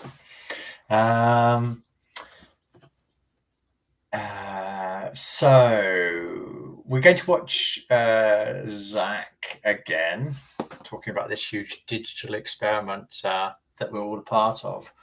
But he makes some interesting remarks before he actually launches into that, which also link very strongly to chapter 12 of the Philosophy of Freedom, when Stein is talking about morality. Morality is always something, morality in civilizations, in society, so all the laws that we have, all the codes, all the expectations, all of these type of things, all the societal expectations, they are all something that have first been received into the human mind and then outwards. And so Zak is talking about this, and he says he's describing how I've gone through all of these processes, and then he gets to this like Zen-like question, which is it's like, I've changed. I'm quite clearly no longer the Zak I used to be. Am I the Zak or am I not Zak? And it's again, this like both of them are right. It's like it depends how your frame of reference for answering that question. Because if he looks at himself from a certain perspective, he's always the same person. But for example, if he looks at his bodily nature, well, it's like I believe I'm correct in saying that. So like there is not a single cell in your body apart from the enamel on your teeth, which is older than 7 years old. So physically, he definitely isn't the same person he was born. And then and transformatively, it's like how he's grown, like in his understanding of the complexity of world. Of course, he's completely different in that respect. So it's nice. It's nice to hear people reflecting on themselves in that sense, because it invites you to reflect in the same way. This is the joys of listening to conversations like this, isn't it? Smart people, intellectually honest, sharing insights. It's like little sweeties. Or candies. You call them candies? You're not allowed to call them candies. Candy is it's a non-countable, in English, of course, I'm talking about. You look as if you don't know what I'm talking about. Do you ever use the word candies? One candy, two candies? Yeah, you can't do that in English. Not candies. We just say candy. Candy is both singular and plural. That's what I thought. So, okay, this is going too far afield from. It's got to do with language learning, so I'll just park that to one side. It's not All right. important. Okay. Anyway, so what I found striking there was Zach, relation to chapter 12, how moral codes, habits, and all this type of thing all enter first through the human mind and then pass out into society. Vygotsky gets a mentioning by Gregg here, and then I thought that was particularly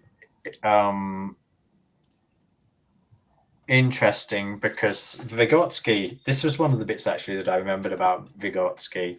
He talks about the zone of proximal development. This idea that we can't skip transformational stages. If we skip transformational stages, or if we try to rush too fast through them, or if we ignore them, then there will be consequences down the line, which is what the point that you were talking to earlier. And then Zach talks to us about, let's just cue this up. I haven't actually queued it up now. Zach then goes and talks to us about this great digital experiment, which I think is deeply fascinating. So we'll have a listen to him talking about that. Variables into the mix to be like, fuck, this is a big real world problem. It's a big real world problem.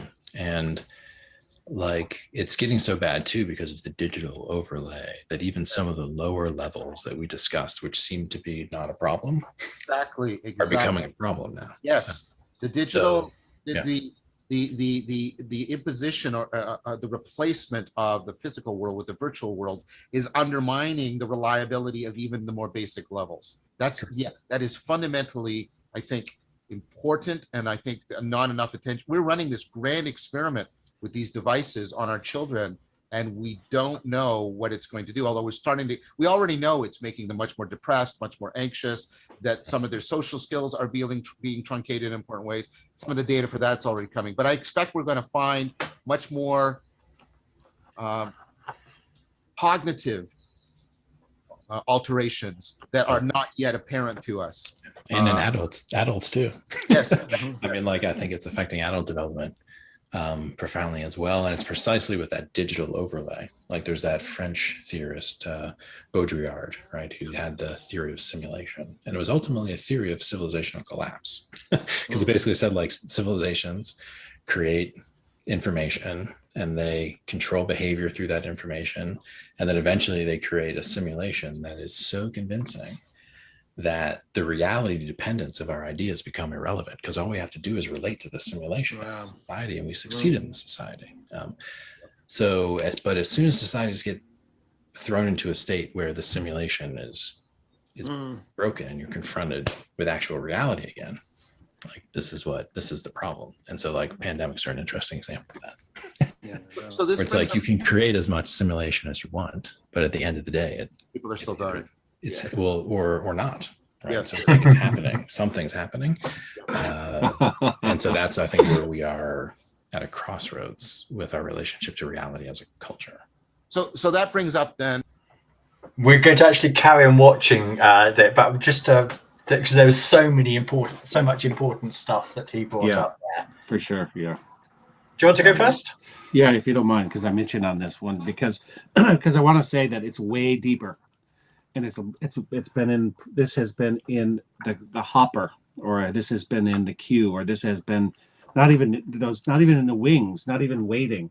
This has been going on for 50 years. This has been going on with the advent of the medical industrial complex intervention through medicalization of childhood and childbirth, affecting the given developmental processes of children, with basically experimentation on human beings. And Ivan Illich spoke to it in his book Medical Nemesis, and he was talking about iatrogenesis and on every level, soul, social level, and all of that, and physiological level. And then the television screen. Waldorf teachers have been speaking about this for 50 years. So that intervention was already happening on the relationship of children to their imaginal bodies, say, the way in which they themselves were now passively given images, as opposed to generating the images themselves within themselves as a necessary developmental step, coming out of the deep wisdom of the way the etheric body was forming the physical body. This means that deep wisdom that John speaks of is continued beyond the seventh year in the change of a dentition as a golden thread, right? So that thread was broken or frayed largely in many forms in the population, just as the introduction of lead into gasoline lowered the IQ for a whole generation of people in the States, and that's documented. We're not, that's not a made up statistic. And so I'm just going to have a chuck in just a random thought that you gave, because we were talking about Constantine on Thursday and Rome, but of course, Rome's downfall is partly attributed to the lead pipes. Yes. Well, and I'm from Flint, Michigan, so Flint, Michigan just had this problem with lead in their water. The same problem, right? So, Rome 2.0. Big long-term effects. And what we do is the best we do is we just say, well, that's neural diversity. Right? There's mercury in shots that cause neurological problems through the gastrointestinal matrix in the relationship between neurology and the microbiome, say, and the way the gut works. As we know through occult physiology. So I just want to set the table for you because this has been going on, and now the simulation is externalized. It's an exoteric simulation now. It's not just replacing the immune system and the necessity of child development through equilibration through illness with an environment. Now, so that interventionism had its own effect. Now, that's dogma that you should do all of it, no matter what, and do 72 of them in the first 3 years of life. But now we have a actual simulation of reality, externalized, right? So there you go. Knock it out of the park, Angus. I think you said everything I wanted to. I think it's really important to re-stress what they pointed out. Increased depression. They were talking predominantly about young people, but it's across the board. Increasing anxiousness, social skills, it's like declining social skills, and the research hasn't been done yet on the cognitive skills. That's because they're shit scared. I mean, you only have to look at grade inflation to look at that. It's across the board. So there's these are real hard observable facts that are testifying to that we've broken the system, or we've damaged the system even further than it was, because with this simulation, normally we would move healthily through these transformation stages. So like with our teachers and our parents and our friends, so like at each of the transition points to help us through, and then we grow up to be more competent human beings. And as we become more distant from reality and live in this simulation, we're seeing real world results of this divorce from reality. And I thought it was really interesting that he brings in Baudrillard, inspirer of the Matrix, and that's like his essential bottom line is civilization is going to collapse because it believes in simulation rather than reality. And this is the whole time. This is what they're talking to. We have to find a metapsychology based in reality. If we don't, we have a meaning crisis, and then we have all the other symptoms that I just listed that they gave you: depression, anxiousness, social skills, and cognitive decline. This is why it's not just an academic talking point. We are talking about the future of civilization. It's the more we divorce ourselves from reality and the reality of these transformational stages, the more serious the consequences will become.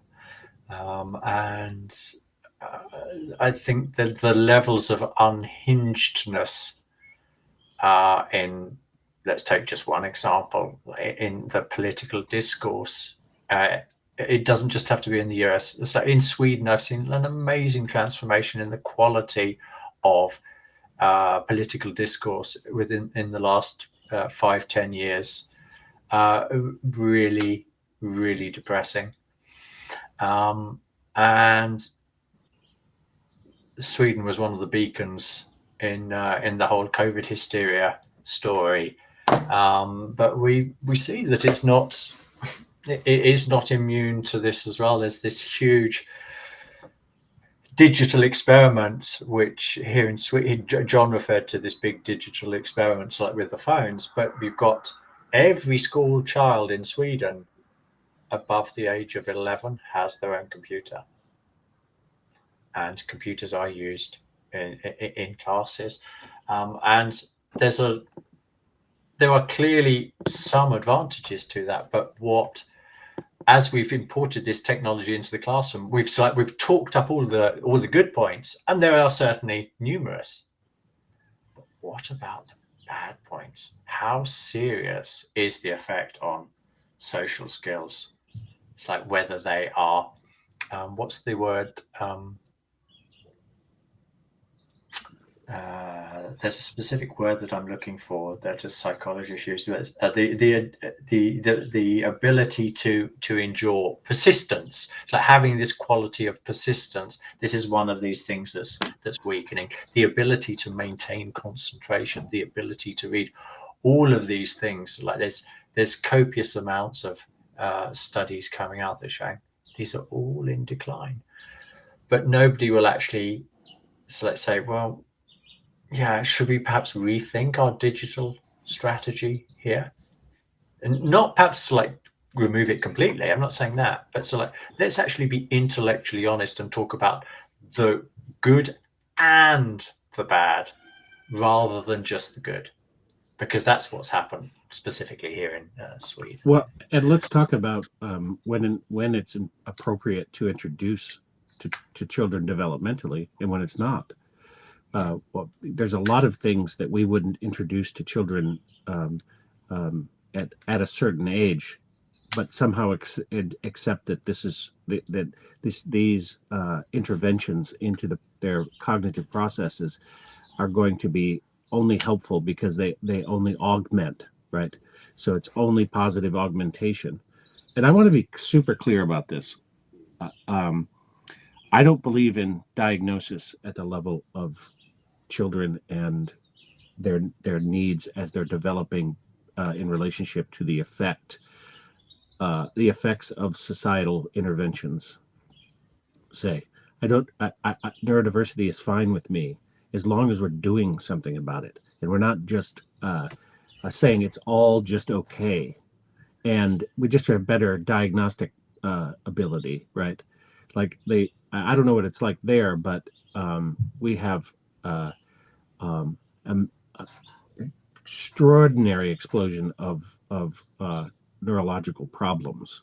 And the neurological system is part of the human system, right? It's part of the threefold system, and it permeates the whole physical body, as we were mentioning the gut earlier, and the circulatory system. And it's hugely important, obviously, in the development of children. And cognition is not the least of it, but it's the latest thing that we will see, because it's on down the road that you see that more than anything else as relates to higher form cognitive functions. So increasingly, what the world needs is Waldorf education. And what Waldorf education needs increasingly is to become more and more curative in its approach. And Rudolf Steiner gave a lecture series called Curative Education, which is with doctors and educators. And it's really difficult work of lectures, but really fruitful as relates to working to remediate some of the problems that we're seeing and increasingly, like the rapidity of this. I can tell you that I know people who are teachers and administrators in schools around here, one very close to me, two very close to me, one at a Waldorf school, one at a local charter school. And the report, it's a war zone of essentially children with no teacherly authority in their home, because the parents are like, I'm my child's friend. I'm not, so there's no intergenerational transfer of intelligence about how to live one's life, and about how to be resilient, and about persistence. And it's here's a screen. You can look at the skills you're developing, doing gaming, that sort of thing. And it's not that watching Sesame Street. Or Vietnam War, which is what I found myself watching when the cartoons got broke in on when I was in my. Maybe this explains a lot. To dumb ourselves down as relates to all this, just to make ourselves feel more comfortable, and it's just not. It's not. It just can't happen anymore. It has to. We have to wake up. Okay, let's watch the last. This is immediate roll on next 2 minutes, because they continue to develop this theme in a really interesting direction, I think. Oh, hold on. I haven't got it up. Hold on, let's see. Let's just... Another dimension of this. So that brings up then, like, sort of another dimension of this problem we're wrestling with. And maybe we can sort of wrap up with this, and then it will also, I hope, platform us for the next discussion, which I want to go into the ensoulment and spirit dimension. Yep. And I know Greg does too. But here's the problem, and here's what I think it leads into that. So there's a way in which you can see religion as doing imaginally augmented reality that nevertheless has the opposite effect. Rather than disconnecting you from reality when it's working, so we'll talk about the best religion, right? Not the worst, right? Mm-hmm. It's actually getting people like Neoplatonic Christianity, for example. Mm-hmm. It's doing that thing where it's got this imaginally augmented, like the great chain of being. There's an image. It's not in here. It's right. It's imaginal, and it's augmenting, like virtual augmentation, like Pokemon Go. It's augmenting reality so that you can see patterns that you could otherwise not see or hold in mind. How is that fundamentally different from Baudrillard's problem of the simulation that becomes so convincing that it cuts us off from reality? And I think the answer to that question has to be woven into when we're talking about ensoulment and transcendence in some fashion. Very, very nice. Good question. Because of course, Baudrillard, is the cynical French person, would say there's no difference in religion's a complete simulation as well. And those are the guys who invented it. Come on, man. Christianity is the greatest psyop ever. But I think he'd be wrong. Like the main place where Baudrillard makes mistakes is actually in his psychological modeling. He under-theorizes the individuals who are exposed to the simulation. Because the other thing that happens, and this is where we kind of have a built-in corrective measure at the higher levels, you move through these levels of abstraction. If you're lucky enough to get beyond certain points of abstraction, you get certain capacities for self-reflection, Yes. which allow you to have a conversation like this where you're like, dude, we're like in a simulation or something, because That's it. We're in a simulation. Are you real? Are you real, Angus? Oh, it's just brilliant. Yeah. I love what John brings out here, that we've got this real perversion. So we've talked, it's like in this and previous videos where we've got this real strange, it's like modernism's loathing for, it doesn't want to create an overarching narrative. It avoids connecting the dots.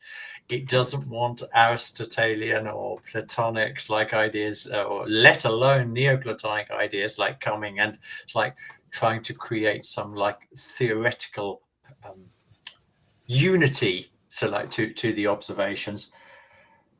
And this, so religion is brought in, and religion's like falls into the same category. Old hat, we're not listening to it. But as John points out, it's like the evidence on the ground is with the good examples. It's important to remember. So that's important here. It's like religion actually seems to have this curious effect when it's done well, that it actually connects people even more strongly with reality. These are the people that are inspired to go out and make the world a better place, to create new solutions, to solve problems, to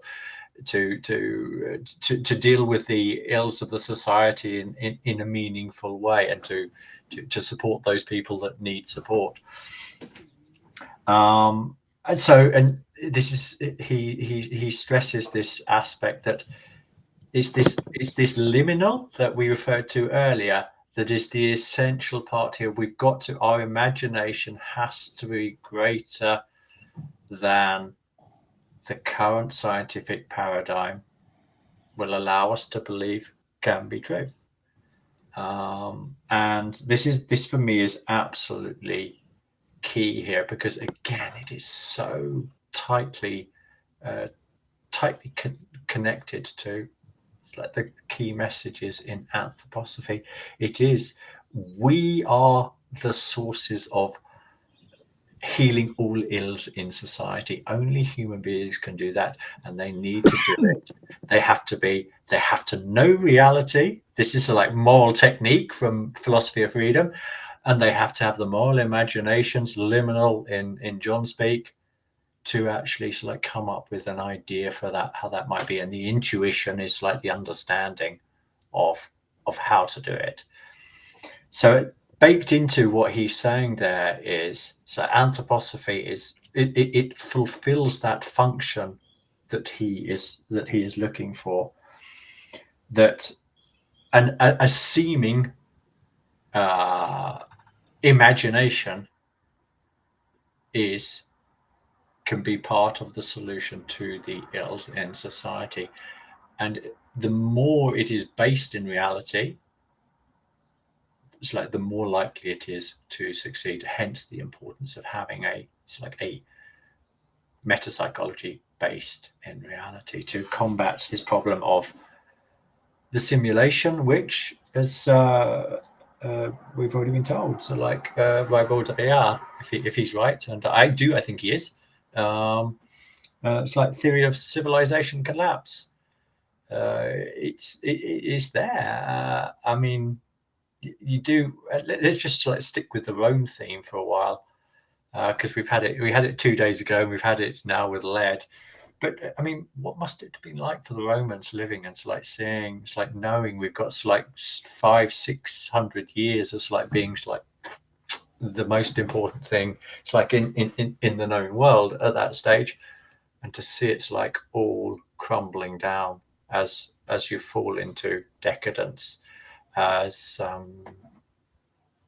because that's what I see. I look at the newspapers, I listen to the radio now, and I just say, this is simulation. I know it's simulation because I've got another set of I've got like other eyes looking at the same phenomena, saying, you guys haven't got a clue what you're talking about.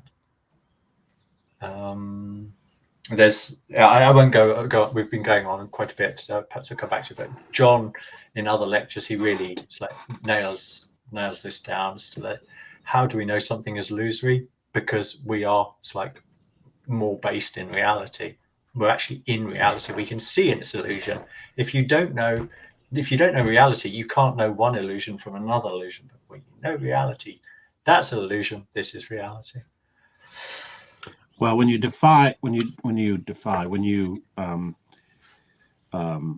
I mean, what they're talking about with religion is not the old-timey religion. They're talking about spirituality. They're talking about the spirit, the spiritual reality at whatever level they mean it. And I'll take that, whatever it is, whatever level they mean it. And it seems to me the very first thing that one can do and one has to do is have an idea of what a human being is, really. Right? Not a truncated presupposed notion of what a human being is, but what we really are and what we really can observe as that reality. And then what they get into there at the end is that knowing gets into with a reciprocal relationship with being, and the being talks back to the knowing, and the being expands into deeper and deeper reality as the knowing increases, and the knowing being relationship is the is-ought relationship, and that they talk about the false divide of the is-ought, which very few people are talking about, and I'm very excited to hear that they're talking about it, because what we ought to do is in what we are, and what we are, we have to know in order to become more of it, right? It's that's what Zak says when he describes this. Am I the Zak that I used to be because I've been through all this shit, right? Well, I am. I am the Zak that I used to be, right? And am I the Jeff I used to be before this life? Well, yes, I am. Yes, I am. And it's important to theorize about that reality, because if we don't remember our heritage, if we don't remember our origin, then we lose that which ties is and ought together, which is the origin of being, that out of which being originates. And that is what we can know because we have it as a facility in our thinking. And we have to play with it in the liminal space before it becomes a real rung on the ladder upon which we can ascend. We play with it in the liminal space and locate the way in which we're using it to create something new, as Zak says, something novel and something new. Like something novel is a metamorphosis out of something else, but it's also possible to create new energy, right? And according to Rudolf Steiner, it's also possible to create new matter. And this is where physics has led us astray in relationship to the conservation of matter, because we do create energy and we do create matter. We create matter as brain salts. This is a whole other conversation, and probably we'll get into it when they start to move up the ladder in the chain of what it is to be a human being, the great chain, and what it is to be a human being. Another part, just finishing off on something you said, what is it to be a human being?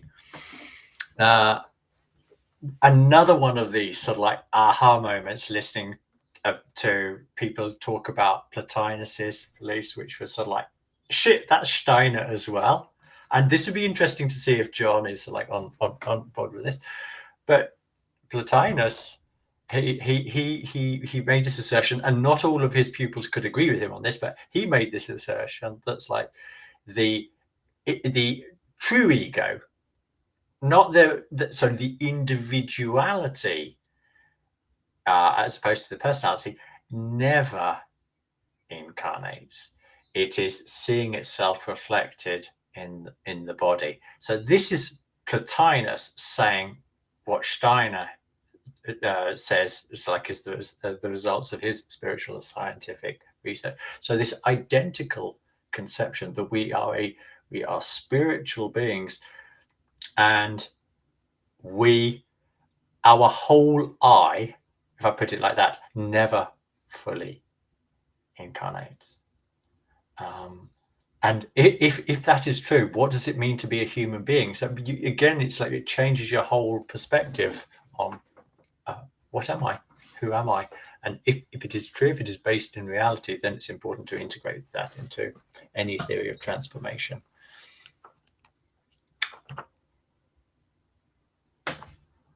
Right, that means Nice. press the button. That's a nice end right there. That's beautifully said. Thank you.